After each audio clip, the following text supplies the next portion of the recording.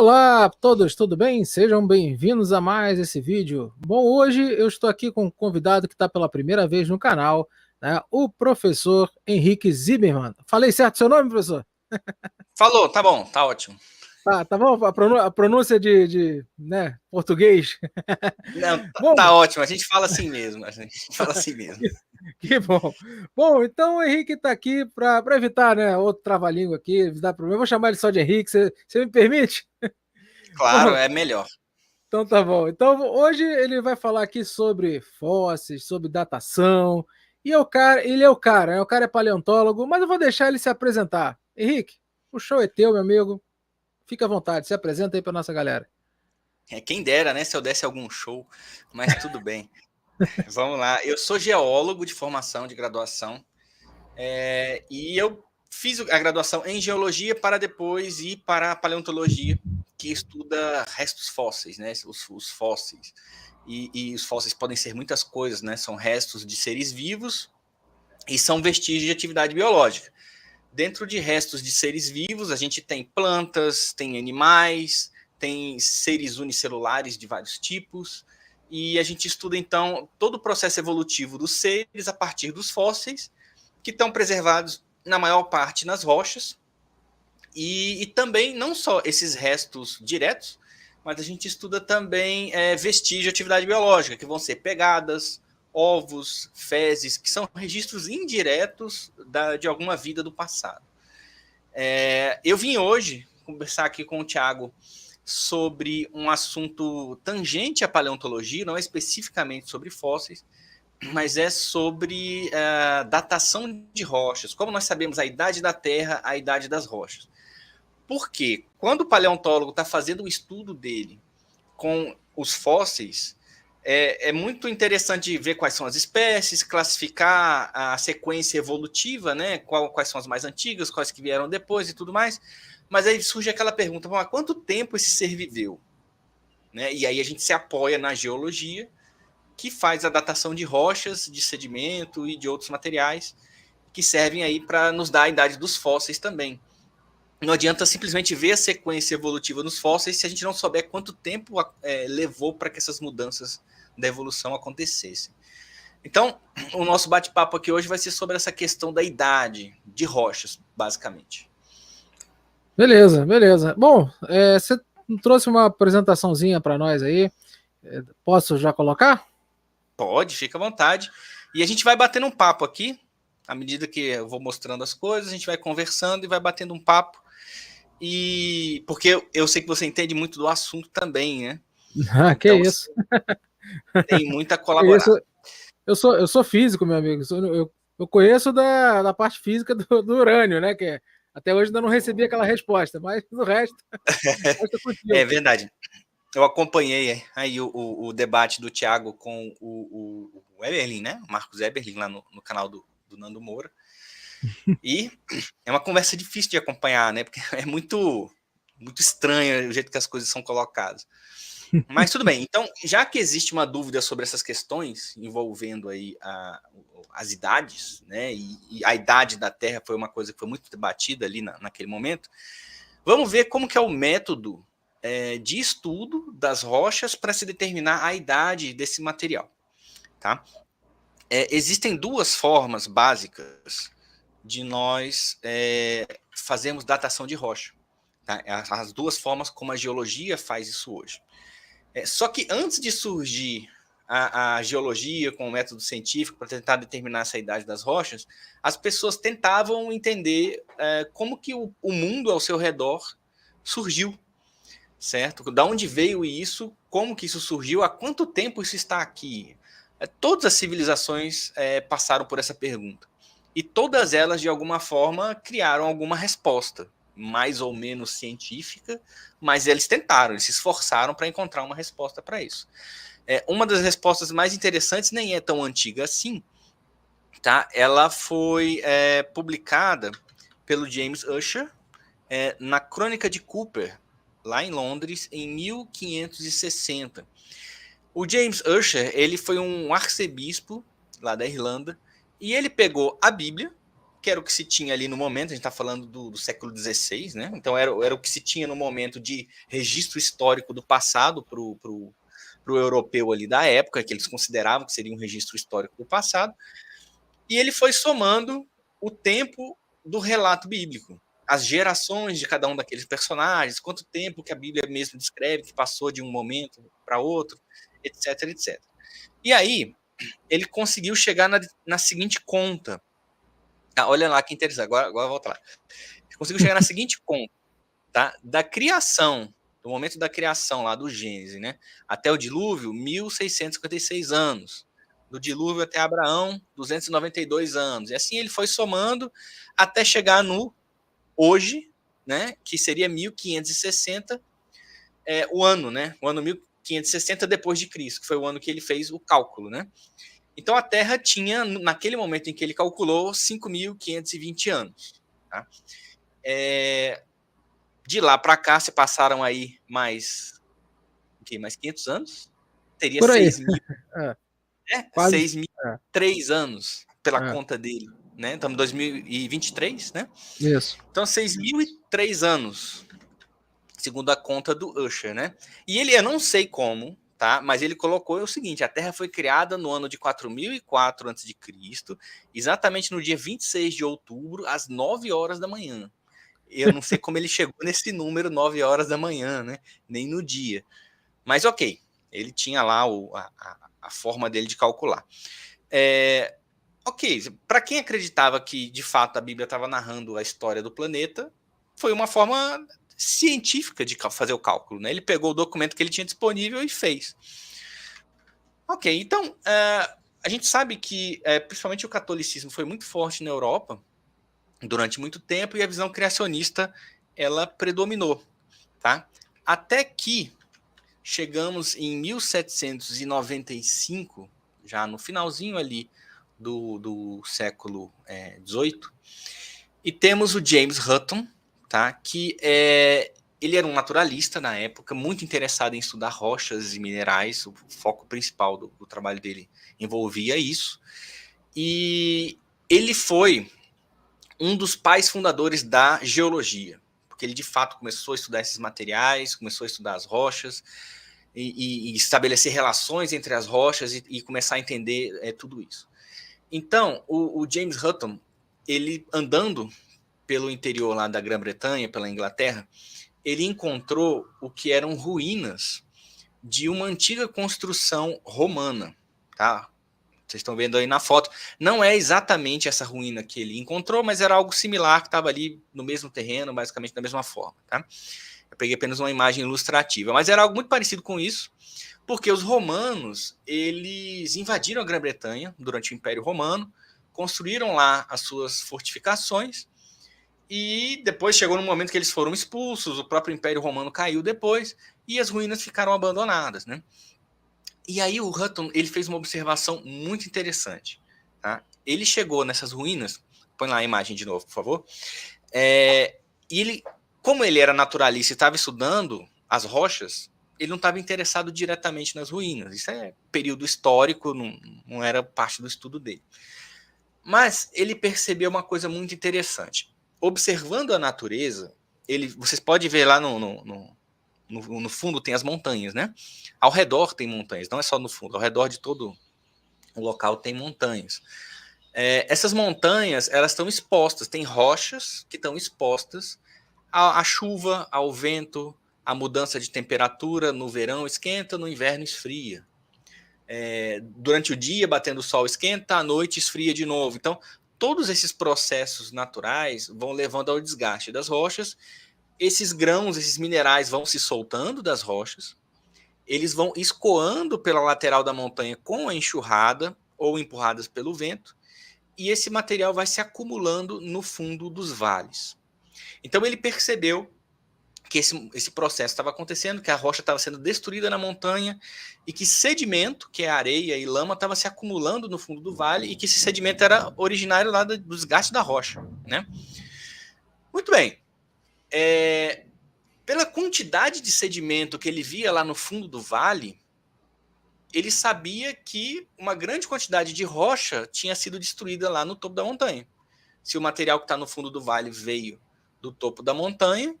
Então, muito material foi destruído no topo da montanha e foi levado para o fundo do vale, porque chegando no vale ele vinha muita lama e muita areia. Muito bem, aí entra a questão da ruína romana. Ele olhou para os muros feitos pelos romanos e ele percebeu o seguinte: as rochas que foram usadas para fazer o muro são as rochas da montanha. Né? A humanidade sempre fez isso. Você aproveita os materiais que estão ao redor para fazer suas construções. Então, os romanos aproveitaram essas mesmas rochas das montanhas para fazer os muros. E depois eles foram embora, os muros ficaram abandonados. O que o Hutton percebeu ele tinha a idade da ocupação romana. Né? Voltando lá no slide, tem lá a idade. Tá? As ruínas são do ano 122 da Era Comum, né? Seria 122 depois de Cristo. Né? Quando ele viu essas ruínas, esses muros já tinham sido construídos há 1.600 anos atrás. Então já tinha um bom tempo que os muros estavam ali. E ele percebeu que em 1.600 anos, aqui foi o pulo do gato, ele percebeu que em 1.600 anos de desgaste dos muros, porque as rochas do muro são as rochas da montanha, e as rochas do muro estão expostas ao mesmo tipo de desgaste que as montanhas, tomando a mesma chuva, expostas ao mesmo vento, as mesmas variações de temperatura. Então, ele percebeu que em 1.600 anos de desgaste do muro, praticamente o muro não havia se desgastado. Ele continuava quase igual ao que se observa ao que se observava, né, quando os romanos construíram. Né, os muros ainda estavam em bom estado. Aí ele pensou, olha a associação que ele fez. Se as montanhas estão sofrendo o mesmo desgaste dos muros, e eu consigo ver que lá no vale tem muito sedimento que já foi produzido, e o muro em 1.600 anos quase não foi desgastado, só existe uma resposta lógica para explicar isso. Essas montanhas estão sendo desgastadas há muito mais tempo. Porque se em 1.600 anos quase que não houve desgaste no muro, e lá na montanha teve muito desgaste, lógico que a montanha está sendo desgastada há mais tempo para produzir aquele volume tão grande de sedimento. Isso deu a ele a ideia de que as rochas estavam ali há muito tempo. E aí ele começou a sugerir para os colegas naturalistas dele que a Terra não teria alguns milhares de anos, não teria 5.000, 6.000 anos, como se dizia na época, que a Terra teria que ter milhões de anos. Aí você faz uma conta básica.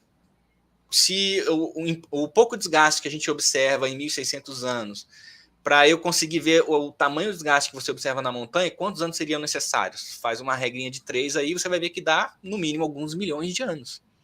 E ele foi o primeiro a propor que a Terra teria milhões de anos, baseado numa observação muito simples.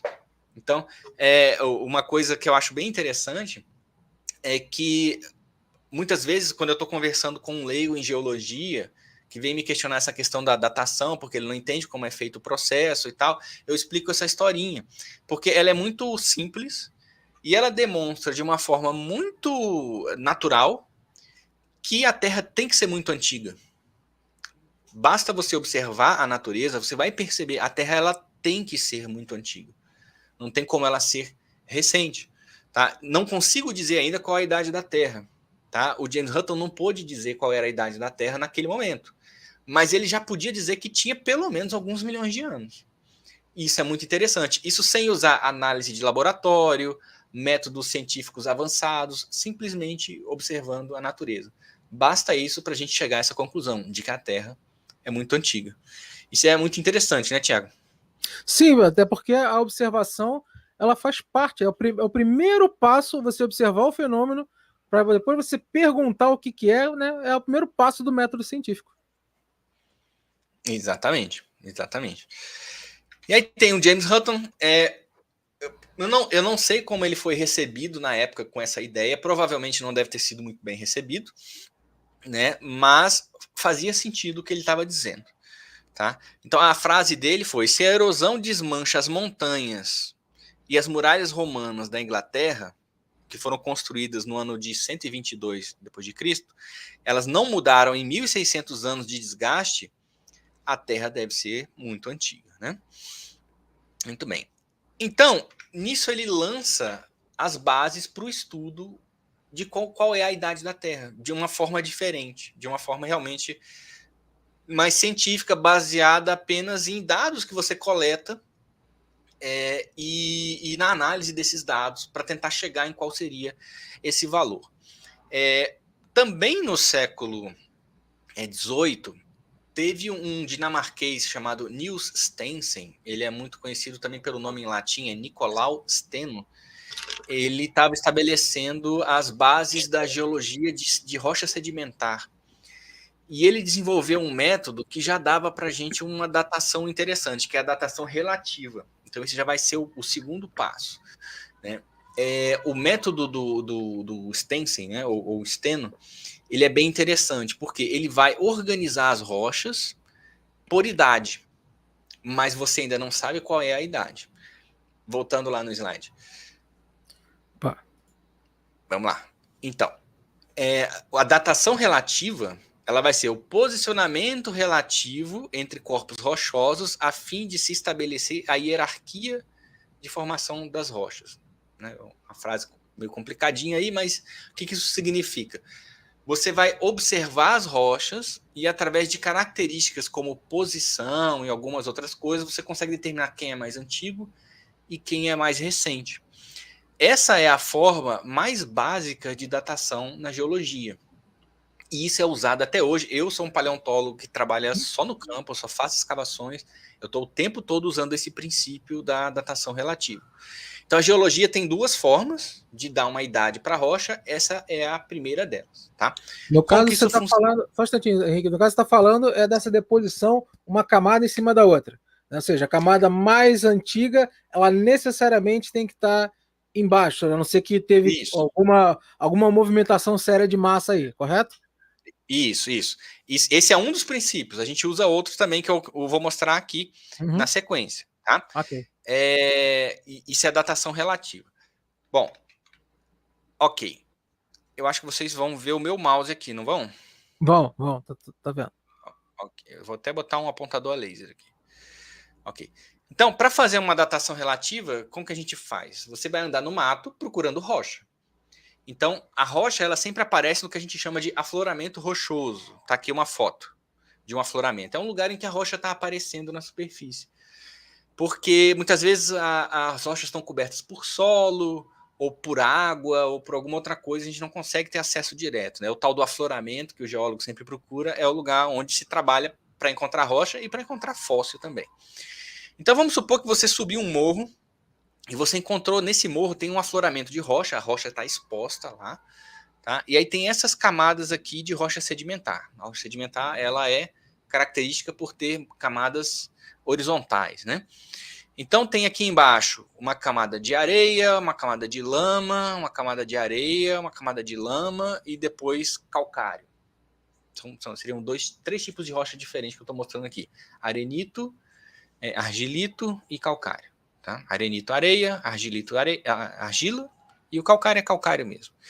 Muito bem, eu encontrei essas 5 camadas nesse morro aqui. Muito bem. Aí eu vou andando no terreno, desci o vale, subi o vale. No outro morro eu encontrei um outro afloramento rochoso, que tem também areia, argila e calcário. Arenito, argilito, calcário. Esses seriam os nomes das rochas. Tá? Ok, desci o morro, estou andando aqui no meio do caminho só tem solo, vou subir. No próximo local vou encontrar um novo afloramento de rocha. Aqui eu encontro arenito, argilito, arenito.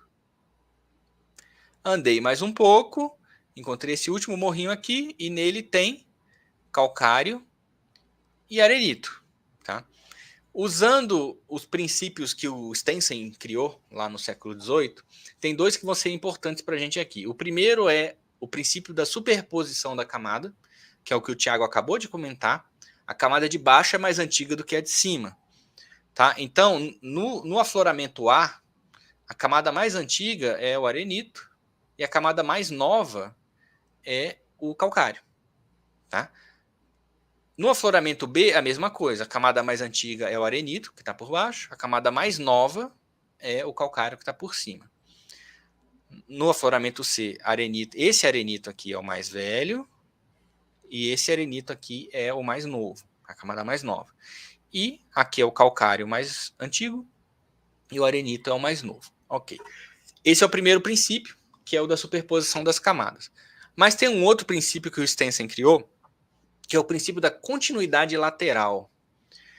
O princípio da continuidade lateral, ele diz que se você encontra uma sequência de camadas de rocha sedimentar em um local, e próximo a esse local você encontra novamente essa mesma sequência, né, se esses dois locais são próximos e têm a mesma sequência com camadas ali horizontais, isso significa que, na verdade, existe uma continuidade aqui. Essa camada aqui é a mesma que você encontra aqui.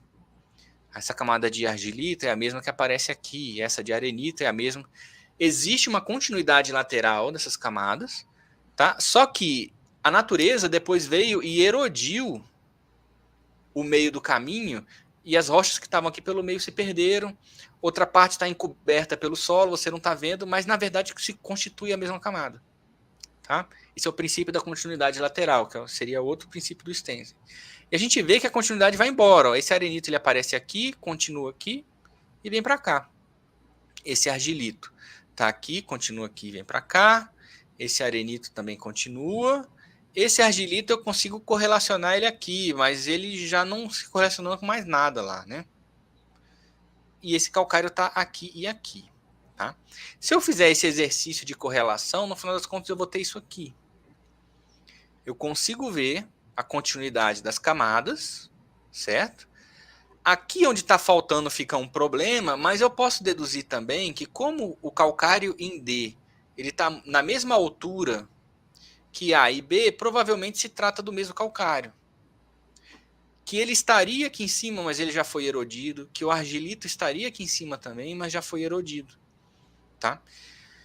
E aí, agora de posse desse cenário, eu consigo fazer outras relações de datação. Não só dizer o que está embaixo é mais velho, o que está em cima é mais novo, mas eu consigo expandir isso lateralmente também. Por exemplo, Tiago, você me diria que qual aqui é a camada mais antiga de todas? Mais antiga de todas, teoricamente, é o arenito lá embaixo. E essa camada aqui está por baixo de todo mundo. Isso. Ela é a camada mais antiga de todas. Qual que seria a camada mais nova de todas? Por esse princípio, aquele arenito lá do D, lá em cima. Esse aqui. Porque, teoricamente, esse arenito está cobrindo todo mundo. Ele é o mais novo de todos. Né? Então, além de eu fazer essa correlação, né, de dizer quem é mais novo e quem é mais velho dentro da sequência de camadas, eu começo a conseguir expandir isso para os lados. Então, olha que interessante. Eu consigo dizer, depois de fazer todo esse trabalho de correlação, eu consigo dizer que este conjunto de rocha é mais antigo do que este conjunto de rocha, tá? Mesmo que os dois não tenham qualquer relação direta entre si. Aqui tem arenito, argilito, arenito, e aqui tem calcário e arenito. Essas duas camadas não tem nada a ver com o que aparece aqui. Mas como eu consegui encontrar afloramentos que permitiam que eu ligasse os pontos de tudo, eu consigo dizer que uma sequência que não tem nada a ver com outra é mais antiga ou é mais nova do que essa outra sequência. Tá? Isso é o poder da datação relativa. Então, eu consigo fazer isso para as rochas no mundo inteiro. Tá? Vou puxando lateralmente, vou comparando, vou ligando as camadas que são iguais, e aí eu consigo organizar por hierarquia da mais antiga até chegar na mais nova. Tá?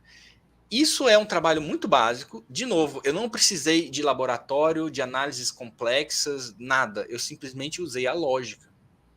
E consigo organizar por idade das camadas mais antigas até as camadas mais novas, basicamente todas as rochas que tem no mundo. Funciona muito bem, é muito prático. Eu faço isso o tempo todo. Eu estou coletando os fósseis, estou lá na minha escavação coletando os fósseis. Eu vou usando esse princípio para posicionar esses fósseis na escala do tempo. Aí você vai me perguntar, muito bem, você disse quem é mais antigo e quem é mais novo. Mas no final das contas, qual é a idade? Qual é o número? Aí eu não sei te dizer. Esse método não me resolve essa questão. Tá? Ele não vai me resolver. Ele só vai organizar hierarquicamente. Quem é mais antigo, depois mais novo. Eu vou fazendo a fila e botando uma atrás da outra. Todas as rochas na sequência de idade. Mas eu não sei dizer qual é a idade. Tá? Para isso eu vou precisar de outros métodos, que é justamente o outro método, o segundo método que eu vou explicar para vocês depois. Henrique, esse daí me lembra, por exemplo, quando a gente faz uma escavação paleoclimática, né, você faz não só daquele parte dos cilindros de gelo, mas também que você desce, aí quando você tira, aí os geólogos eles colocam, né, como se fosse não é um tubo, mas eles colocam tipo uma calha, aí botam um tanto de rocha, um tanto de rocha, um tanto de rocha, para justamente elucidar, né, o que você tem ali. É muito feito isso também na indústria do petróleo, nas sondagens, né, você coloca as rochas uma do lado da outra, né, para saber qual é o tipo de rocha, para saber se você tem, por exemplo, um folheiro ali que vai ser uma rocha selante, para poder, né, fazer a perfuração num lugar que seja bom, né, para ter uma rocha sedimentar ali. Então, ou seja, isso que você está falando é o mesmo princípio que é usado tanto para fazer paleoclimatologia, quanto para fazer a extração de petróleo, para fazer a extração de, por exemplo, de carvão, ou seja, é um princípio geral, né? Isso. O Stensen criou esse princípio lá no século XVIII e ele é usado em toda essa indústria até hoje. Né? E para estudos acadêmicos também. É a mesma ideia. Tá? Perfeito. Ok. Por exemplo, quando você chega lá no Monument Valley, nos Estados Unidos, isso aqui fica perto de Salt Lake City, você vê esses morrinhos aí, o pessoal grava muito filme de faroeste nesse lugar, né? Porque é bem, bem bonito. Muitos filmes bons que eu já vi foram feitos aí. Uhum. Só que se você tiver um olhar geológico, você vai perceber que são camadas de rocha sedimentar que tem aqui. Tá? Isso aqui são várias camadinhas de rocha sedimentar. E, olha só que interessante, se você fizer análise, realmente, você vai perceber que a mesma sequência de camadas que você encontra em um desses morros se repete nos outros morros. Se você usar o princípio da continuidade lá do Stensen, na verdade isso se trata do mesmo conjunto de camadas que depois passou pelo processo de erosão, está hoje sendo erodido, por isso que está com esse formato, e o que você está vendo é isso aqui. Então essa camada aqui continua para cá, e continua para cá também. É a mesma camada, e daqui a pouco todo esse conjunto aí vai ter sido erodido e tudo se perdeu. Né? Na natureza ela está assim, sempre reciclando, né, e remoldando e refazendo a superfície do planeta. Né? Então as coisas mudam, as coisas deixam de existir. E aí a gente usa este princípio aqui para poder fazer a datação relativa. Né? E aqui eu tenho um exemplo de 3 parques nacionais lá dos Estados Unidos, que mostra muito bem como que essa correlação é feita para fazer a datação relativa. Aqui nós temos o Parque Nacional do Grand Canyon, muito famoso, né? Todo mundo gosta da ideia de visitar. Eu gosto da ideia de visitar, porque eu nunca fui. Então eu gosto da ideia de visitar um dia o Grand Canyon. Né? Tem um outro parque nacional lá, que é o Parque de Zion, né? Que também tem rochas sedimentares.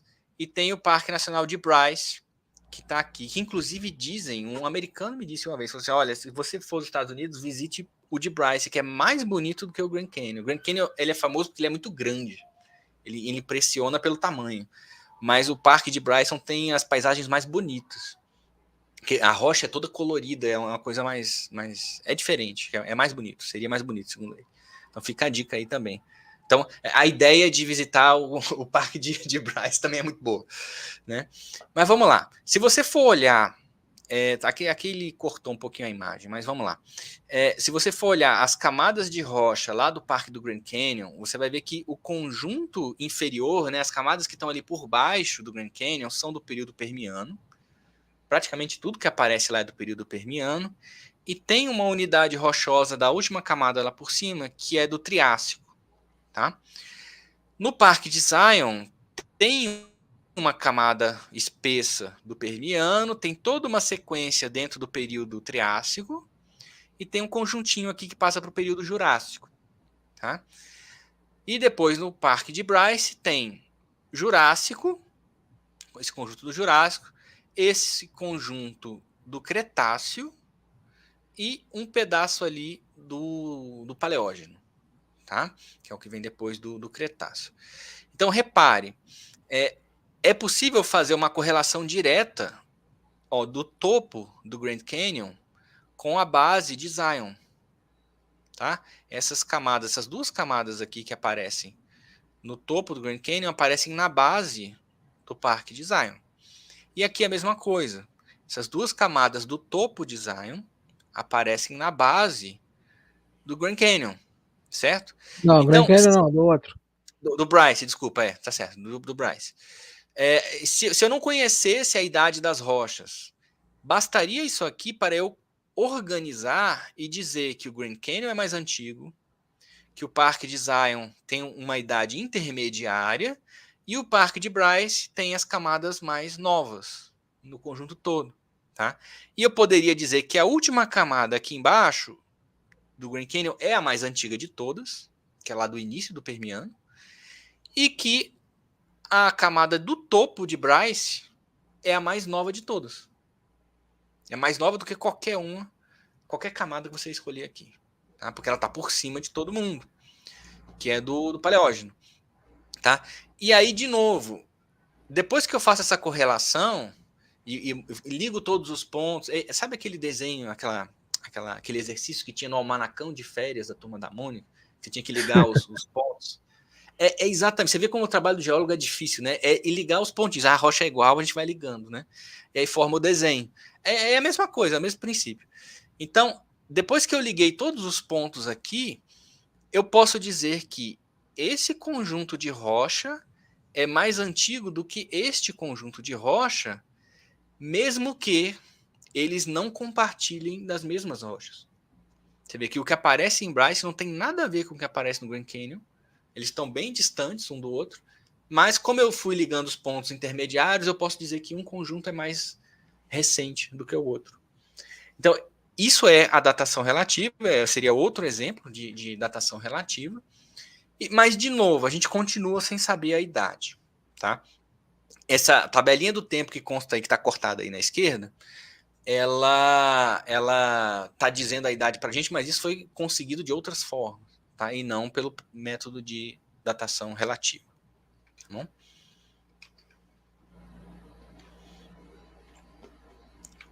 Ok, aí para resolver agora o nosso problema de dizer o número, a geologia acabou criando um outro método, que é o que resolve mesmo qual que é a idade da rocha, qual é o valor, e afinal de contas, tem 100 milhões de anos?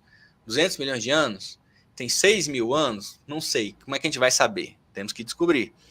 Tá? O pioneiro foi o Boltwood, que é este senhor aí que está nessa foto. Tá?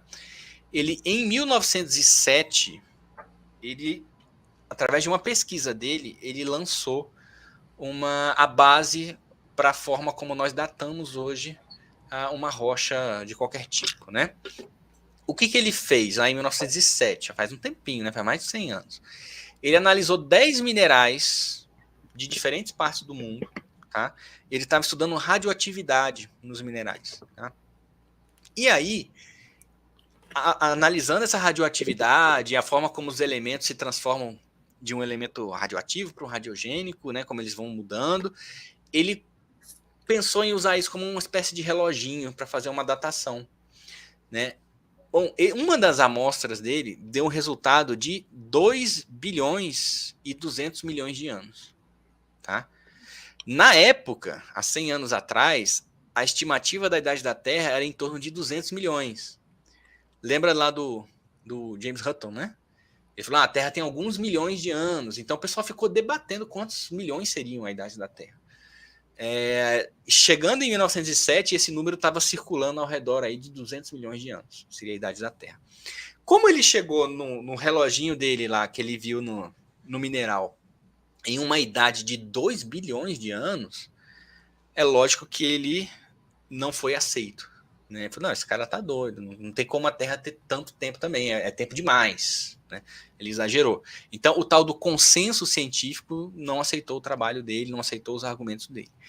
Eu boto consenso entre aspas, porque na ciência não existe consenso, né?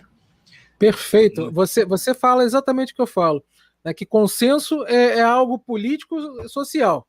Né, que científico não. Se tiver alguém que demonstre o consenso, cai como terra. Né, como ele demonstrou aí, com Einstein demonstrou e outras coisas, vários outros, né, exemplos. Todo mundo que faz revolução e produz um salto na ciência vai contra o consenso. Né? De novo, consenso entre aspas. Porque na ciência não existe consenso. Qualquer assunto que você pega na ciência e pega um grupo de cientistas para dar a opinião deles sobre aquele assunto, vai ter divergência. E tem que ter, é saudável, senão não tem avanço. Se todo mundo pensar igual, a ciência morre.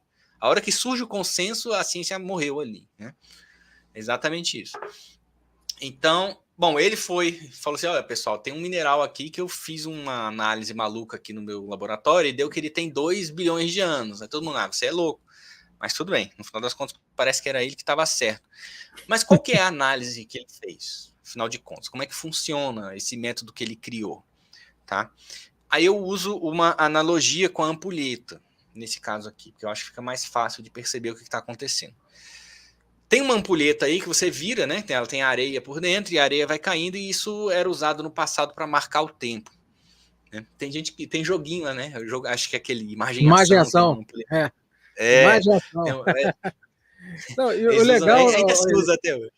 Não, o legal é que eu vi pessoas fazendo assim, ó, batendo para tentar roubar no tempo, mas não adianta, não vai cair mais rápido. Boa. Mas é isso. Então, a areia vai caindo e isso serve para marcar o tempo, né? Seria uma unidade de tempo ali, né? Seja lá qual for essa unidade. Quando você vira a ampulheta, ela está com a areia em cima. À medida que o tempo passa, a areia cai. Depois que termina de cair, acabou o tempo. Né? Olhando para esses vários estágios aí, tem 5 estágios diferentes de queda da areia. Em qual das situações passou mais tempo? Obviamente, é na última direita. Né? Quanto mais areia em cima, a menos tempo você virou ampulheta. Quanto mais areia embaixo, a mais tempo você virou ampulheta. E o contrário também, né? Você pode ver ao contrário. Quanto menos areia embaixo, mais novo. Quanto menos areia em cima, mais velho. Porque à medida que vai ganhando areia de um lado, vai perdendo do outro. Tem como a gente fazer isso com minerais e observar esse reloginho interno que o mineral tem. Né? Como que funciona isso? A gente usa o que a gente chama de isótopos. Tá? Isótopos. O que são os isótopos? É quando você tem o mesmo elemento químico, mas esses elementos têm massas diferentes. Por exemplo, aqui nós temos 3 hidrogênio. O que define o hidrogênio? O hidrogênio é um próton com um elétron girando ao redor. É um próton e um elétron. Tá? Nos 3 casos aqui, nós estamos vendo 3 hidrogênios. Né? É o hidrogênio mais básico, que tem um próton e um elétron, como eu falei. Mas tem esse hidrogênio aqui, que é chamado de deutério. Ele tem um próton e um elétron, que é o que define o hidrogênio, mas ele tem um nêutron aqui no meio. O nêutron não tem carga, então ele não vai interferir no funcionamento do átomo, de maneira geral. Né? E aqui o trítio é a mesma coisa, é um hidrogênio, um próton e um elétron, mas aqui ele tem mais massa. Então, o deutério já tem mais massa do que o hidrogênio original, o trítio tem mais massa do que o deutério, porque ele vai ganhando mais nêutrons, tá? Então, aqui eu tenho 3 isótopos de hidrogênio, tá? É o mesmo elemento químico, os 3 são hidrogênio, mas eles têm massas diferentes. O ponto é, existem alguns isótopos, então existem algumas configurações do átomo, alguns isótopos específicos, que não são estáveis ao longo do tempo, certo? O tempo vai passando e ele não gosta de ficar daquele jeito, ele quer mudar, ele quer virar outra coisa. E aí, quando ele faz isso, ele libera radiação. Tá? Vamos lá. Então, existem aqueles isótopos que são estáveis, tá? E existem aqueles que são os radioativos, que são instáveis. Eles têm esse excesso de energia e ele vai tentar liberar. E ele pode liberar de 3 formas diferentes. Pode liberar na forma de partícula, que vai ser a radiação alfa e beta. Ou ele pode liberar essa energia que ele tem a mais na forma de onda eletromagnética, que é a tal da radiação gama. Não importa qual o tipo, mas ele vai liberar. Ou seja, ele é uma coisa, ele é instável e se transforma em outra coisa. Então, ele é um elemento químico e ele se transforma em outro elemento químico. Porque quando acontece esse processo de liberar energia, o isótopo radioativo libera energia, ele se transforma em outro elemento. Tá? E aí, Só se você tem um mineral... Desculpa, Diga, pode falar. Volta só aí. Só para explicar para o pessoal que a radiação alfa justamente o núcleo do átomo de hélio, tá? A partícula alfa, né? E a radiação beta é um elétron, tá? Você está liberando um elétron, tá? E no caso da radiação gama, a gente sabe que é derivado justamente de uma reação nuclear, porque ela é a única radiação que não provém da eletrosfera. Todas as outras, da X para lá, né, para as menos energéticas, vêm da eletrosfera. Essas são reações, né, essas são radiações atômicas. A radiação gama é uma radiação nuclear, provém do núcleo do átomo. Tá? Pode continuar. Foi o que originou o Hulk, não foi? É. Foi o que originou o Hulk. Foi uma reação nuclear. Não teve uma explosão nuclear que transformou ele no Hulk? É isso aí. Pode ir lá que tá excelente, cara. Não, eu acho legal que naquela época da Guerra Fria, que se falava tanto em bomba atômica, né? Aquela neura que tinha na época, que não era exagero, né? Porque realmente a coisa estava feia naquela época. Todos os heróis que foram criados naquela época tinham alguma coisa radioativa, né? A aranha do Homem-Aranha era uma aranha radioativa. Tudo tinha ou radiação gama ou era radioativo, de alguma forma. Isso aí. É muito legal. Muito bem. Agora imagine, então, que exista o mineral se cristalizou dentro da rocha, tá? E esse mineral tem esses elementos radioativos, tem esses isótopos radioativos. Tá? O que vai acontecer com ele? Esse mineral vai ficar ali quietinho dentro da rocha, mas ele não vai continuar igual. Por quê? Esses átomos que são radioativos, que aqui estão em verde, conforme o tempo vai passando, como eles são instáveis, eles vão se modificar, eles vão ir para o seu estado estável. Aí eles vão se transformar em átomos filhos, né? Então esses aqui são radioativos, esses aqui a gente chama de radiogênicos, né? Eles se transformaram em outra coisa. Só que não são todos que se transformam de uma vez. Isso vai acontecendo aos poucos, tá? E aí é que a gente consegue usar isso para dar uma idade. Por quê? É como a historinha da ampulheta. Se eu encontro um mineral que tem muito átomo radioativo pai, significa que esse cristal acabou de se cristalizar. Se ele começa a ter átomos filhos, significa que algum tempo já passou e alguns átomos já se mudaram, né? Eles mudaram para a forma final, que é o radiogênico, né? Que é o átomo filho. E se o mineral tem muito átomo filho e mais quase nenhum átomo pai, significa que passou muito tempo, porque já tem muito filho e quase não tem pai mais. Então, usando essa proporção, a gente vai conseguir calcular a idade do mineral, certo? E aí vem aquela historinha da meia-vida, que é uma coisa que se ensina no ensino médio, talvez até no fundamental, se não me engano, mas no médio com certeza se ensina, que eu lembro que eu aprendi, que diz o seguinte: quando o mineral se cristaliza, ó, aqui nesse eixo de baixo das abscissas, a gente tem o tempo, tá? A passagem do tempo. E aqui a gente tem a proporção de átomos, tá? De átomos pi, tá? Radioativos. Então aqui o cristalzinho se formou e ele está cheio de átomos pi, que aqui estão representados na cor preta. Tá? Vai chegar um determinado momento, o tempo vai passando, em que metade dos átomos pi se transformarem em átomos filho. Isso é o chamado tempo de meia-vida. Por que meia-vida? Porque metade se transformou em filho. Então aqui a gente tem um tempo de meia-vida. cada elemento químico e cada isótopo vai ter o seu próprio tempo de meia-vida. Pode ser maior, pode ser menor, mas eles todos têm um tempo de meia-vida.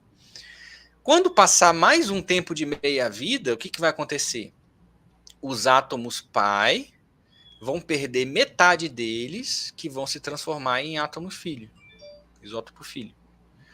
Quando passar mais um tempo de meia-vida, o que vai acontecer? Os isótopos pai, metade deles vão se transformar em isótopo filho. Então isso gera uma curva com este formato, que vai tendendo a zero, mas nunca chega exatamente em zero, ela é tangente aqui. Porque sempre vai ter alguns átomos que ainda estão se dividindo. Dividindo não, o conjunto está se dividindo e metade está se transformando em filho. Se transformando em filho. Isso me lembra uma história que meu pai me contava quando eu era criança. Ele me perguntou uma vez assim, eu tenho uma charada para você, ela se chama Marmelada do Tarzan. Você já ouviu falar, Thiago? Não. Não? Meu pai era carioca, eu achei que você devia conhecer, porque ele veio daí, talvez fosse uma coisa que você conhecesse, da cultura carioca. Que é assim, o Tarzan, não faz o menor sentido a história, mas é assim, o Tarzan tem 2 marmeladas. Aí o Tarzan come meia marmelada por dia. Por quanto tempo ele vai comer marmelada? Aí eu, espertão, né, lá com os meus 8 anos de idade, não, se ele tem 2, ele come, vai ser 4 dias, né? Não, ele vai comer marmelada para sempre. Por quê? Ele come metade do que ele tem. Entendeu? Então ele pega o que ele tem, divide ao meio e come. Depois ele pega o que ele tem, divide ao meio e come. E assim ele vai dividindo para sempre. Cada vez ele tem menos marmelada, mas ele sempre vai ter um pedacinho ainda para poder dividir ao meio e continuar comendo. E é assim que acontece ali naquele gráfico, né?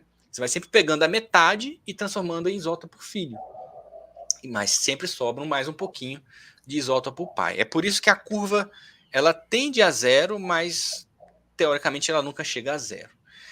E isso daí, meu amigo, é o paradoxo de Zênon, né? Vem lá da época do, se não me engano, do socrático, né? Lá do Sócrates, meu paradoxo de Zênon, que o cara anda sempre metade do percurso, né? Então, para sair de uma cidade, aí acaba falando que a cidade tende a infinito, né? Então, é exatamente nunca chega isso. lá.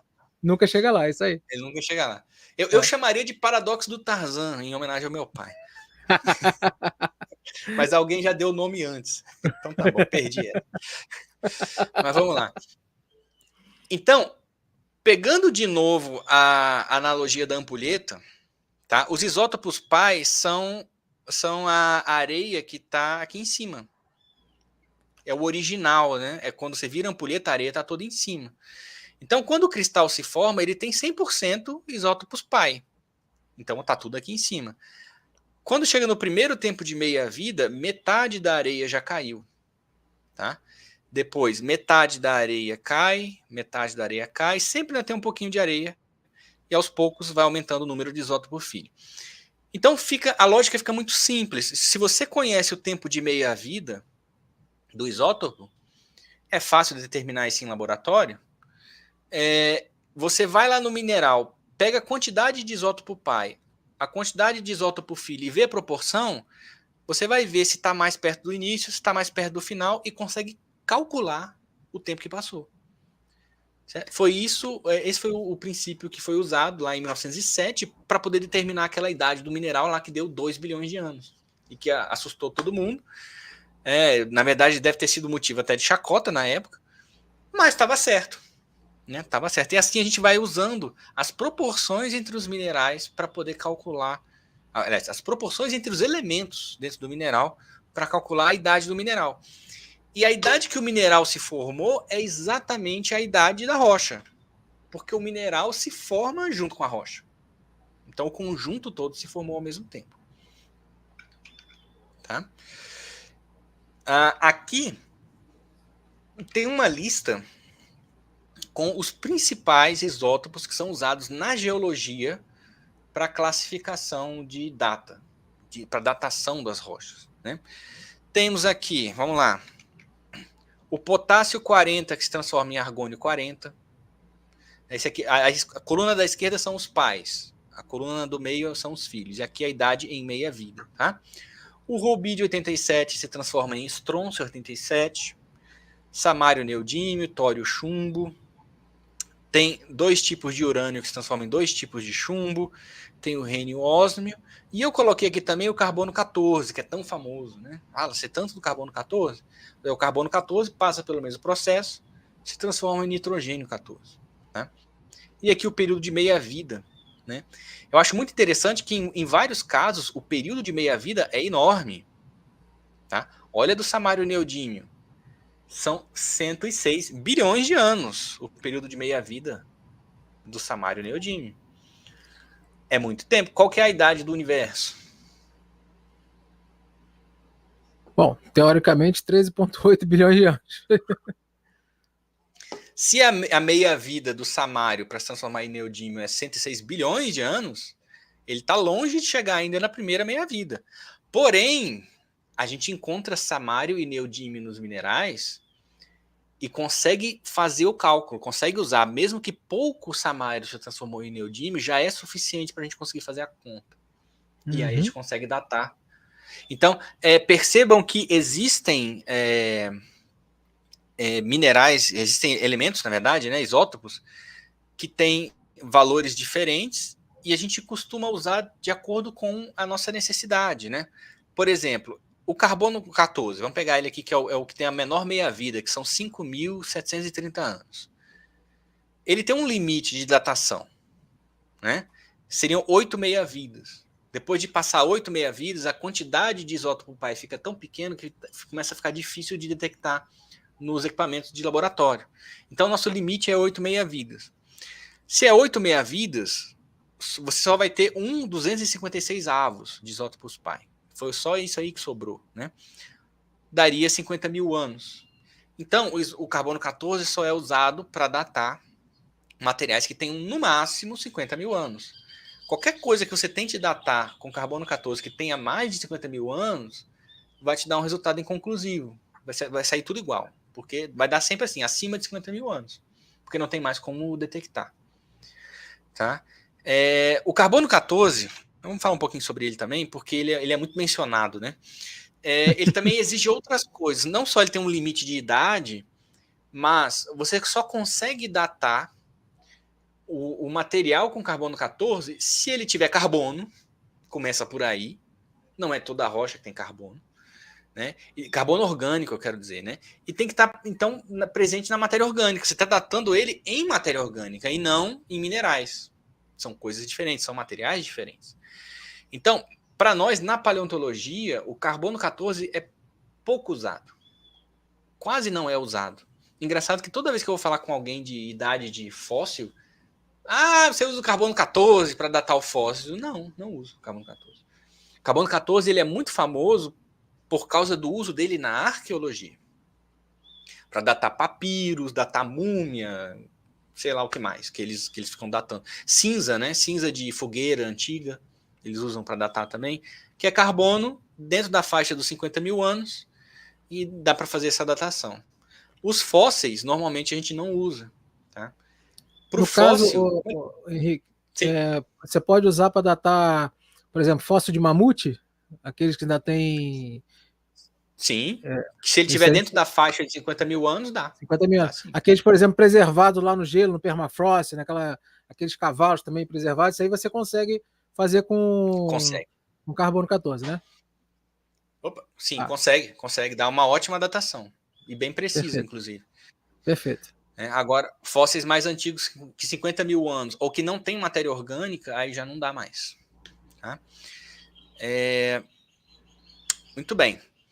Então, como que eu vou fazer na paleontologia para resolver o meu problema? Encontrei o tiranossauro, e agora? Qual é a idade dele?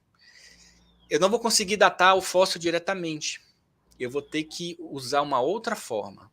Eu vou ter que parar de olhar para o fóssil e vou ter que olhar para a rocha. Bom, o fóssil está dentro de uma rocha. Qual é a idade da rocha? Aí eu vou ter que procurar um método que me permita datar a rocha que tem o tiranossauro. Eu posso já organizar as rochas segundo a datação relativa, certo? Então eu ponho todo mundo em ordem, inclusive essa rocha que tem o tiranossauro, eu vou botar lá na ordem, tá? Usando a datação relativa, que foi o primeiro método que eu falei para vocês. Depois, eu vou tentar descobrir qual é a rocha mais próxima dele que me permite datação. Por exemplo, cinza vulcânica. Cinza vulcânica. O vulcão tá lá, ele explode, ele joga cinza no ar, joga lava para frente, né? A lava desce escoando lá pela lateral do vulcão, forma aquele derrame de lava, né? Que vai queimando tudo, depois resfria e vira rocha. A cinza vulcânica, ela se deposita intercalada com as camadas de rocha sedimentar. E graças a Deus, no passado a gente tinha muito vulcanismo ajudando a gente na datação, né? Vai ajudar a gente na datação. Por quê? Tem a camada da rocha com o fóssil do tiranossauro. Eu procuro ali onde que está a camada de cinza vulcânica, abaixo, mais próxima. Tiro uma amostra, faço a datação. Porque a cinza vulcânica, ela se formou no ato da erupção. E ela vai ter minerais com isótopos que me permitem a datação. Então, a camada de cinza vulcânica vai ter uma datação de laboratório. Tá? Então, eu procuro abaixo a primeira camada cinza vulcânica, mais próxima do tiranossauro, faço a datação e faço a mesma coisa acima. Acima da camada de rocha com tiranossauro, eu procuro a próxima com uma camadinha de cinza vulcânica, faço a datação ali também. Aí eu vou ter um valor mais antigo do que o tiranossauro, eu vou ter um valor mais recente do que o tiranossauro. Eu sei que o tiranossauro está naquela idade intermediária. Não sei exatamente qual é, mas eu já tenho um número, eu já tenho um norte ali. Fazendo isso, eu sei, por exemplo, que o tiranossauro viveu entre 68 e 66 milhões de anos atrás, que é a idade que vocês vão ver aí em qualquer livro, enciclopédia ou artigo falando sobre o tiranossauro. Então, percebe como a gente vai usando a lógica? A gente até nesse caso do tiranossauro, nós usamos os dois princípios para poder dar a idade dele. A gente usou o princípio da datação relativa, o que está abaixo é mais antigo, o que está em cima é mais recente. E a datação absoluta para saber qual seria o máximo e o mínimo aí da idade do tiranossauro. E assim, a gente vai datando as coisas, né? Dando idade para as rochas e para os fósseis, né? Esse método de datação absoluta, que a gente vai lá e tenta determinar qual que é a idade precisa da cristalização do mineral, ele é feito da seguinte forma. Um dos minerais mais usados para fazer datação é o zircão. Tá? Aqui a gente está vendo a imagem do zircão e perceba que aqui tem um, aqui é o segundo e aqui seria um terceiro. Perceba que ele está com um furinho escuro aqui, ó, tem um círculo escuro nele. Como que funciona? Você pega a sua rocha com o mineral, leva para um microscópio eletrônico de varredura, você vai lançar um laser em cima do cristal que você quer fazer a datação. O zircão, ele é um mineral que costuma ter elemento radioativo, por isso que a gente vai em cima dele. Ele que vai dar a idade pra gente. Então você vai com o laser e pulveriza um pedacinho do cristal. Ao pulverizar esse pedacinho do cristal, ele vai cair num equipamento químico que vai separar os elementos e os isótopos. Ele separa não só os elementos, mas ele separa os isótopos também, e aí você vai conseguir ver a proporção entre eles e fazer a conta para chegar na idade de cristalização do mineral. E assim que é feito em laboratório, de forma bem superficial, né? Assim que é feito o trabalho de datação. Aqui, por exemplo, tirei isso aqui de um artigo. Vamos lá, eles pegaram vários zircões, tá? Fizeram esse teste de isótopos em vários deles. Cada um deles deu uma idade diferente, mas pode perceber aqui que são idades muito próximas, né? É o número que está embaixo. E tem sempre um mais ou menos 4, mais ou menos 4, mais ou menos 5, mais ou menos 5. É o grau de incerteza que o próprio equipamento dá. Isso é normal em qualquer método científico. E aí você pega esse conjunto todo de cristais que estava na mesma rocha, cada um deles deu uma idade diferente, você faz toda uma estatística para determinar a idade de cristalização global da rocha. E aí você tem, esse artigo aqui mostrou, ele usou o decaimento do urânio 235 para o chumbo 207. A idade final calculada foi 383 milhões de anos, né, e 7 décimos, com uma incerteza aí de 3 milhões de anos e 4 décimos. Muito bom. Muito bom. né? Melhor do que isso, só uma máquina do tempo para voltar lá para ver a coisa se cristalizar. E o mais legal de tudo isso é assim, mas será que é confiável? Fica essa dúvida. Poxa, será que faz sentido? Isso é uma preocupação. A gente não ignora isso de forma nenhuma, não se ignora isso de maneira nenhuma. O ponto é, nós fazemos essas datações com as rochas e a cada dado novo que a gente inclui no conjunto de dados que nós já temos de idade da rocha, o dado novo confirma que já foi feito. Não tem dados discrepantes mostrando que a análise não dá certo, que ela está dando resultados enganosos. Todos os testes que a gente faz estão sempre confirmando que sim, é uma forma confiável de saber a idade da rocha. E a gente continua usando por causa disso. Tá? Tem um outro métodozinho que eu gosto de falar também, de datação absoluta, que é um pouco diferente. Esse aqui poucas pessoas conhecem, por isso que eu gosto de fazer um pouquinho de propaganda dele.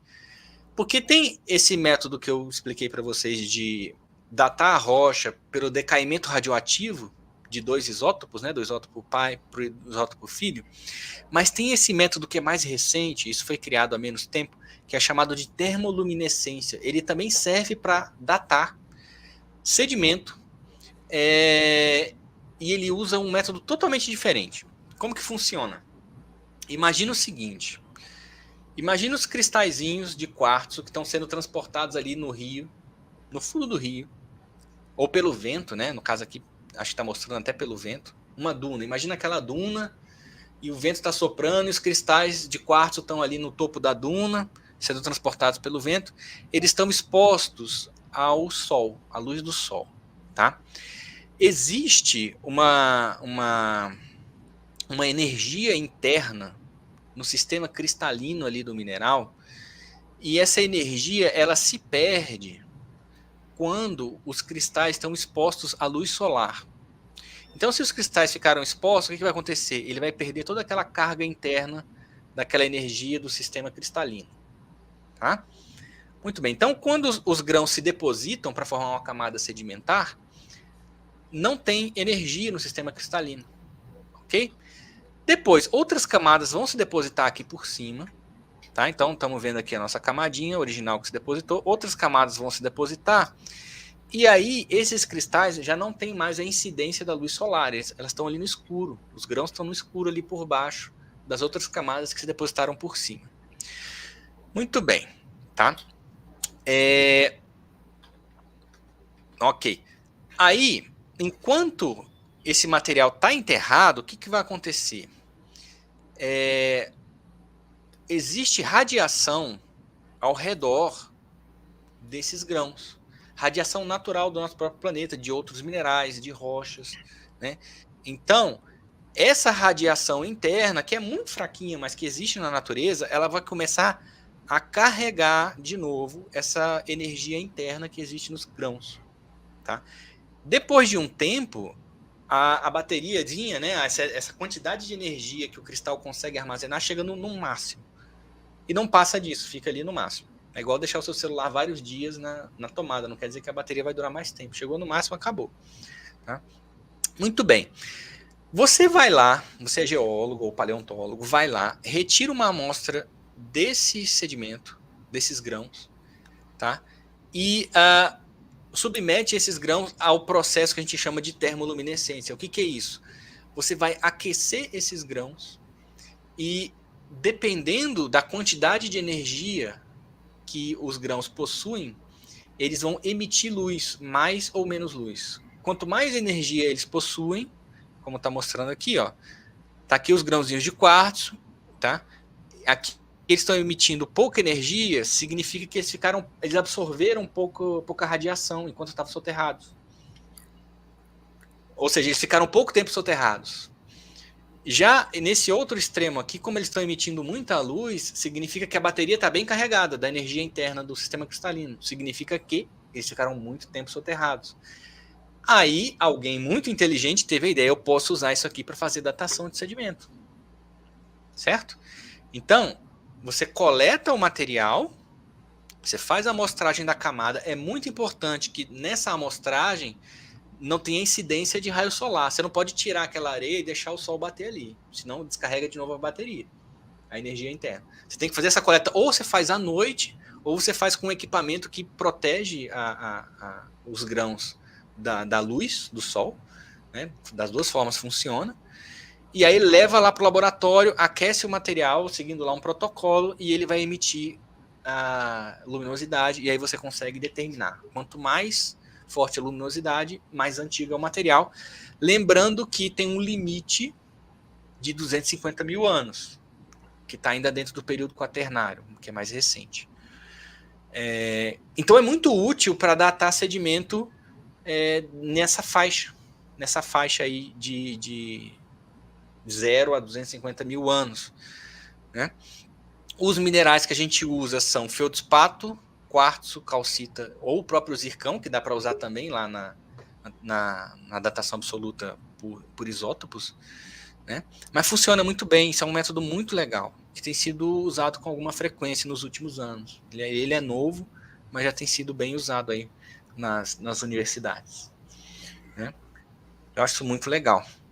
Pô. Bastante. Essa luminosidade aí, no caso, que você fala, está dentro do espectro visível ou outro comprimento de onda? De outro comprimento de onda, agora eu não me lembro exatamente qual. Tá, Não me lembro então, qual. bom, se está no aquecimento nesse aí, provavelmente deve ser infravermelho, mas realmente eu também não lembro.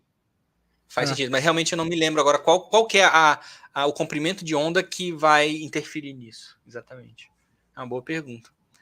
Eu também não me lembro. Funciona muito bem. Funciona muito bem. Uhum. Então, tem muitos geólogos e paleontólogos que trabalham nessa faixa de até 250 mil anos que estão usando esse método de datação. E isso é muito bom, porque você pode datar praticamente qualquer camada. Você não precisa encontrar o mineral que tem elemento radioativo, que isso é um limitador do outro método. Porque não é toda rocha que tem elemento radioativo. Na verdade, isso é uma minoria, né? Aqui nesse método, qualquer sedimento que tenha quartzo, feldspato, calcita ou zircão, e praticamente todos os sedimentos vão ter um desses minerais, você vai achar uma forma de fazer datação, né? Seguindo o método certinho. Isso é muito legal. A sílica está presente em tudo quanto é lugar, né? Então. Sim. O quartzo é o mineral mais abundante da Mais crosta, né? abundante, né? Aliás, da crosta não, da superfície. Da crosta é o feldspato, mas na superfície é o quartzo. Mas os dois servem para esse método, então dá para fazer com os dois também, tá?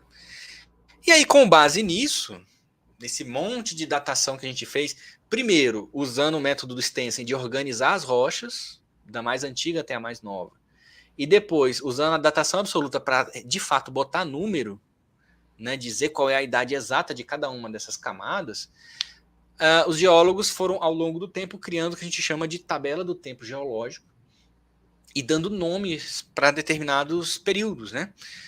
E eis aqui a tabela oficial do tempo geológico.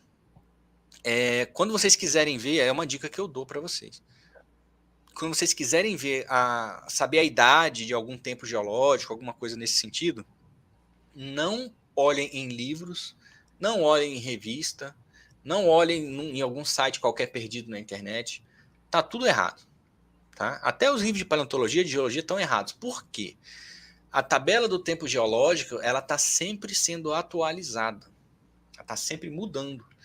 Então, a única forma de você ver mesmo a tabela correta é entrar neste site aqui, stratigraphy.org, clica lá na escala do tempo, tem uma coluninha no lado esquerdo, você clica na escala do tempo e vai aparecer para você a última versão, que olha só, versão 2023 de setembro, é bem recente.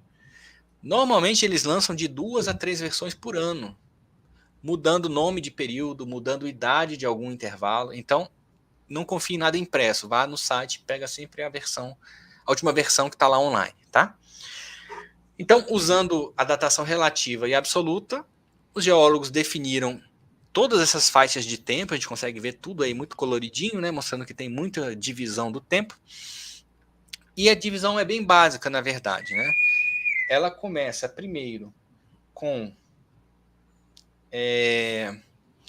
a própria idade da Terra, certo? Que é o início aqui, que está em torno aí de 4 bilhões e 600 milhões de anos, mais ou menos. Essa seria a idade da Terra. As nossas rochas mais antigas não têm exatamente essa idade. A gente usa, para realmente saber a idade de formação da Terra, a datação de meteoritos. Porque, a grosso modo, o sistema solar se formou ao mesmo tempo. E as idades mais antigas de meteoritos que a gente conhece estão aí em torno de 4 bilhões e 600 milhões de anos. Tá? As rochas mais antigas, de fato, do nosso planeta, estão aí em torno de 4 bilhões de anos, mais ou menos. Tá? Até porque numa fase inicial de formação do nosso planeta, ele era muito quente, ainda estava no estado líquido. Então o planeta se formou antes que as rochas se formassem de fato. Tá? Tanto é que depois, quando ele vai resfriar e as primeiras rochas surgem, já passaram boas centenas de milhões de anos aí. Tá? Então as primeiras rochas que se formam, pelo menos as primeiras que a gente conhece, já são de uma fase um pouquinho posterior. Né? Ok? A gente pode ver até pela coloração que a tabela do tempo vai dividir toda a existência do nosso planeta em grandes eventos. Né? Cada cor representando aí um momento específico do nosso planeta. Né? Sendo que os grupos maiores são chamados de éons. Tá? O primeiro éon seria o Arqueano, depois o éon Proterozoico e, por último, o éon Fanerozoico. Tá aqui. O Fanerozoico tem 3 colunas, tem essa e essa. Tá? Mas olha só que interessante, o Arqueano, o número, a idade mesmo, está escrito nessa coluninha da direita aqui. Ó. Aqui, aqui, aqui e na última aqui. Se você reparar nos valores, o Arqueano e Proterozoico vai compreender basicamente 4 bilhões de anos. E o Fanerozoico tem aí, arredondando aí, 600 milhões de anos. Tá? Ou seja, apesar disso aparecer bem pequenininho na tabela, a maior parte do tempo está aqui.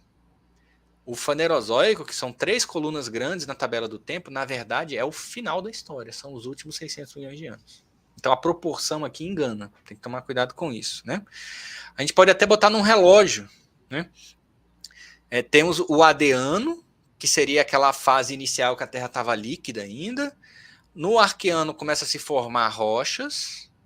Depois temos o Proterozoico, que seria o maior éon de todos. E o Fanerozoico é esse finalzinho aqui que tem Paleozoico, Mesozoico e Cenozoico. Então, a proporção da fase mais antiga é muito maior em relação a esses últimos 600 milhões de anos aqui. Tá? Bom, tem o nomezinho pré-cambriano, que eu acho que vocês já ouviram falar por aí, né? Que se refere a tudo que vem antes do período cambriano. Está aqui o período cambriano. Então, pré-cambriano seria equivalente a Arqueano, Proterozoico e o Adeano, que é aquela fase líquida também. Mas o pré-cambriano ele sempre foi considerado um termo informal. Por isso que eu, inclusive, uso ele entre aspas. Mas nas últimas versões da tabela ele apareceu aqui também. Acho que não dá mais para considerar ele informal por causa disso. Ok? Ok. Então, os éons são divididos em eras. Tá? Então, o éon arqueano vai ter 4 eras aqui.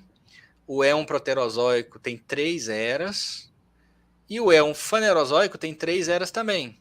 Era paleozoica, era mesozoica, que começa aqui e termina aqui. E, por último, a era cenozoica. Tá? É engraçado que o negócio parece escrita de árabe, né? Começa da direita e vai para a esquerda. Então, o mais antigo está na direita e vai de baixo para cima. Né? Então, começa na direita de baixo e termina aqui em cima no 0, que é hoje, né? Onde nós estamos, seria essa ponta aqui. As eras são divididas em períodos. Tá? Então, por exemplo, a era paleozoica, Cambriano, Ordoviciano, Siluriano, Devoniano, Carbonífero, Permiano. A era mesozoica, toda criança de 8 anos sabe, Triássico, Jurássico, Cretáceo. E a era cenozoica, Paleógeno, Neógeno, Quaternário. Né? Antigamente, o terciário ficava aqui no lugar de Paleógeno e Neógeno, mas ele deixou de existir. E o Quaternário continua aqui. Aí eu acho interessante porque existe o Quaternário, Até pouco tempo atrás nós tínhamos o terciário, aqui no início da era Cenozoica, mas cadê o secundário e o primário? Não existe isso. Antigamente, mas isso há muito tempo atrás, há 100 anos atrás, o primário era o Paleozoico, o secundário era o Mesozoico, aí depois vinha o terciário e o quaternário. Só que o primário e secundário rapidamente deixaram de ser usados, o terciário deixou de ser usado há pouco tempo e o quaternário está aí firme. Só que ele ficou sozinho, né? Não tem mais a sequência, ficou só quaternário, sem ter o primário, secundário e terciário. Teve até uma tabela do tempo, por volta de 2002, se não me falha a memória, que eles tiraram o quaternário do tempo, em uma das versões que saiu, da versão oficial. Porque não faz sentido você ter o quaternário e não ter os outros, né? Ficou um nome estranho, boiando aí sozinho. Mas a reclamação foi tão grande dos geólogos que trabalham com quaternário, é muita gente que trabalha com quaternário. É um nome consagrado, está em todos os artigos e livros há séculos, não sei o que, tem tanta gente trabalhando com isso, não faz sentido tirar. Aí na versão seguinte eles voltaram atrás e botaram o quaternário de volta. Ainda bem, né? Porque ia dar uma zebra, né? Porque desde o pessoal que estuda paleoclimatologia, desde o pessoal que estuda paleontologia e geologia, ia dar ruim esse negócio aí. Não foi bem aceita essa mudança. Mas tudo bem. Se não me falha a memória, o que eles fizeram? Eles tiraram o quaternário e aí chamaram de 2 períodos, Pleistoceno e Holoceno. Elevaram os dois a período. Foi o que fizeram na época. Eu acho que foi isso. Depois eu vou procurar lá a tabela para ver o que eles fizeram. Tem o tal do antropoceno, que falam bastante do antropoceno. Né? Ele não consta na tabela oficial do tempo geológico, então não é um tempo oficial. Então, até o momento não é para ser usado. Eu não uso. E me incomoda quando eu vejo. Me incomoda quando eu vejo escrito em algum lugar, porque não é um tempo oficial. Então, se não é oficial, não é para ser usado. Concordo plenamente com você. E existe um debate grande se o antropoceno existe, deve ser incluído, etc, etc. Isso valeria uma live inteira só sobre o antropoceno. Daria para falar, é muito assunto envolvendo o antropoceno. Eu fiz uma live em uma liga de debate de filosofia da ciência da Universidade Federal de Goiás. Então, para quem está interessado em saber sobre o antropoceno, eu vi, Thiago, você tem material sobre isso no seu canal também, eu dei uma olhadinha, né? Você fala um pouco sobre climatologia e paleoclimatologia e tal, mas eu participei de um debate com o atual presidente da Sociedade Brasileira de Paleontologia, nesse canal que eu falei, né, lá da Federal de Goiás, Universidade Federal de Goiás, e o nome está no YouTube, o nome é Antropoceno. Eis a questão. É mais ou menos isso. Eu acho que é isso. Pô, a minha memória tá falhando aqui, tá me passeando, mas eu acho que é isso. Tem uma pergunta, antropoceno, interrogação. Antropoceno, interrogação. Eis a questão. Acho que é isso o nome do vídeo. Se não for, é muito parecido com isso. Eu fiz um debate lá de 2 horas. O Hermínio, né, que é o paleontólogo, defende o antropoceno e eu defendo o não uso do antropoceno e a gente debatendo. Foi bem legal essa troca de informação. Henrique, eu não tenho problema se provarem o antropoceno ser real, entendeu? Mas tem que provar. Até agora eu não vejo toda essa evidência para ser um outro seno da vida aí, né? Por enquanto tá um cosseno muito chumbrega, porque o Holoceno é evidente, entendeu? Esse não é tão evidente assim. Não tem essa evidência toda. Então, por isso que eu não tem. Entendeu? Já começa porque o pessoal do antropoceno não consegue decidir quando é o início do antropoceno. É quando surge a espécie humana, é quando começa a domesticação de animais e plantas, é quando, sei lá, é quando tem a Revolução Industrial, lá no século XVIII, é quando eles começam a detonar a ogiva nuclear. Aí tem um outro parâmetro que eles propõe também, que é quando tem uma aceleração, eu não lembro agora exatamente o nome, mas é quando a industrialização começa a produzir muito lixo, né, alguma coisa assim, que estaria na década de 50, eu acho. E eu acho que essa é a versão que mais tem força, né, que seria nessa aceleração. Agora, sinceramente, a tabela do tempo geológico ter uma faixa de tempo de 50 anos, 70 anos, isso não é nenhuma faixa de tempo. Isso não cabe, sabe? Não cabe. Mas assim, além dessa crítica, eu tenho muitas outras, né? Eu falei lá naquele debate. Isso aí não é nem uma sujeirinha na unha do tempo geológico. Nada. 70 anos. Eu me lembro que eu estudei num laboratório de paleontologia na Universidade de Brasília, que tinha uma paleontóloga que estudava quaternário. Ela estudava pólen do quaternário. E aí o pessoal, os geólogos do departamento tiravam sarro com ela. Falando assim, você estuda quaternário, é? Quaternário é aquela sujeirinha que tem em cima da rocha? Porque é isso, assim. E olha que é o quaternário, que tem milhões de anos de duração. Né? Não é um antropoceno que só tem 70 anos. Não tem. Não dá, enfim. Não dá. Eu concordo plenamente com você. Ok. E tem a questão das cores, que eu acho legal de se observar também. O pessoal olha para esse colorido na tabela do tempo e pensa que é só para ficar bonitinho. Não é para ficar só bonitinho. Tem um significado. Ó, as cores mais antigas do Arqueano e Proterozoico, elas tendem para roxo, rosa, cores mais fortes. Elas têm isso. Né? Já dentro do Fanerozoico, as cores tendem a ser mais terrosas. E cada cor dessa, você pode ver, né? Tem o Fanerozoico é azul, aí o Paleozoico é verde. Aí o Siluriano é um azul claro. Aí dentro do Siluriano tem várias idades, andares e coisas, né? Várias subdivisões internas, cada uma delas tem um tom diferente. São parecidos, mas não são iguais. Isso tem uma função. Quando o geólogo vai fazer um mapa geológico, ele usa essas cores da tabela do tempo oficial no mapa. Então, eu como geólogo, eu bato o olho nesse mapa, eu já sei a idade das coisas, porque eu já conheço as cores. Eu sei que tudo que está em roxo e rosa é arqueano e proterozoico. Eu sei que o que está em verde é cretáceo, porque o cretáceo é verde. Então tem cretáceo aqui, tem cretáceo aqui, aqui da bacia do Amazonas. Eu sei que tudo que é mais amarelado é cenozoico. Então aqui, ó, no Acre, no Amazonas, norte do Pará, aqui o Pantanal, são sedimentos da era cenozoica. Então, as cores têm esse significado, né? Que poucas pessoas sabem também. Então, eu acho legal também passar esse recado, né? Então, a gente usava de início a ideia do James Hutton, fazendo um resumão aqui, né? A ideia do James Hutton de perceber na natureza que as coisas são mais antigas, a própria natureza nos mostra que o mundo é antigo.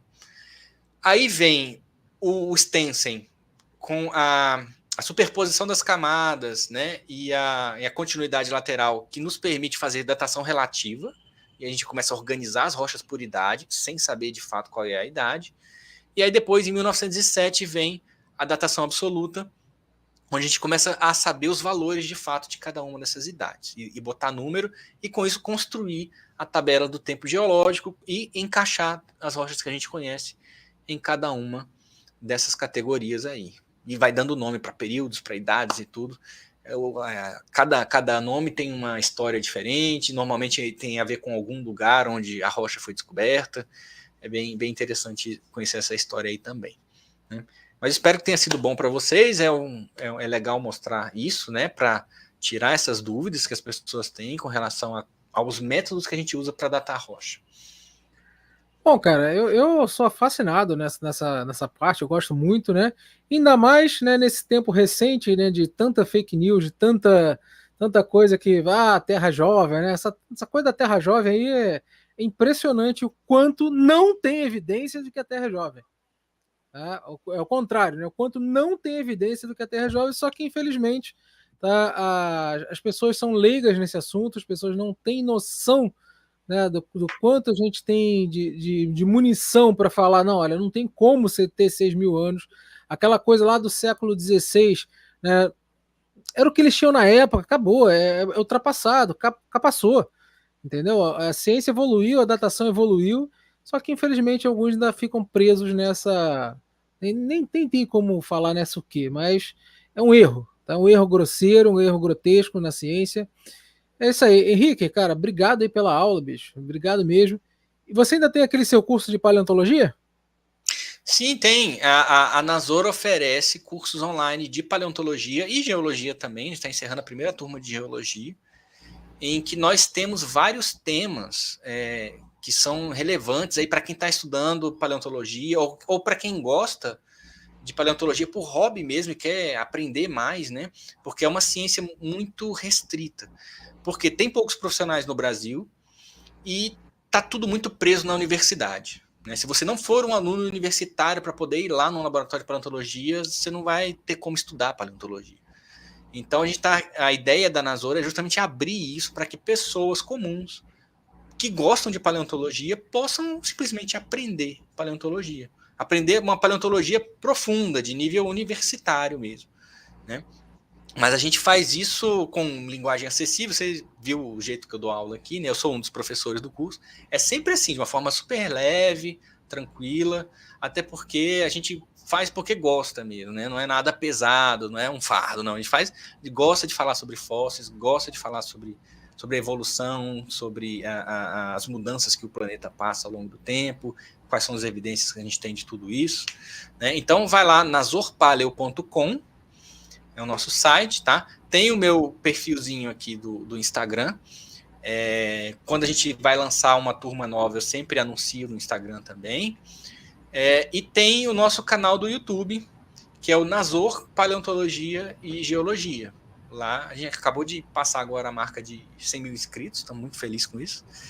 Né? E a gente, como o nosso trabalho é muito de campo, né, tirando os cursos online, a gente está trabalhando sempre no campo, nas escavações, então nós estamos sempre mostrando lá a realidade das escavações de fósseis, como que acontecem as coisas, o que a gente descobre, é bem legal, acompanhe a gente no YouTube também. Beleza, depois você me passa o site, que eu vou, assim que terminar o vídeo aqui, eu já coloco no primeiro comentário fixado todos os 6 sites aí, para quem quiser acessar o teu canal pessoal no YouTube também, que é muito bom, tá? Todas essas informações aí, que justamente para o pessoal que quiser aprender, né? Aqui, isso aqui foi só uma ponta do iceberg que ele, quer dizer, nem a ponta, é a pontinha da pontinha da pontinha, né? Que ele informou para vocês aqui, que ele dispôs do tempo dele, mas tem muito mais coisa aí para legais e muito mais coisas para a gente aprender. Tá? Obrigado, Henrique, por dispor do seu tempo. Sei que você está o tempo todo lá, né, escavando, que acho que você gosta, né? Então, não vou falar que você é um Indiana Jones, porque Indiana Jones era arqueólogo, né? Mas como é que é o Sam Neill, né? O Sam Neill lá do o Alan Grant. Alan Grant, o Alan Grant Tem um lá pessoal que fica me chamando de Alan Grant brasileiro, eu acho um baita exagero, não. É muita responsabilidade. Mas você não anda com a garra do Velociraptor, não, né? Aqui, ó. Peraí. Cadê? Aqui. Essa é o quê? Essa aqui é uma réplica da garra do Jurassic Park 3. Ah. Do Raptor. Que legal. É isso aí, Henrique. Cara, obrigado mais uma vez aí. Valeu mesmo pelo seu tempo. Pessoal, o site dele vai estar no primeiro comentário fixado. Chega lá, quem quiser fazer o curso, assim que abrir turma, fica à vontade, né? E acompanha o trabalho deles lá, que é muito bom. Valeu a todos aí. Não esqueça de se inscrever. Forte abraço. Até a próxima. Tchau.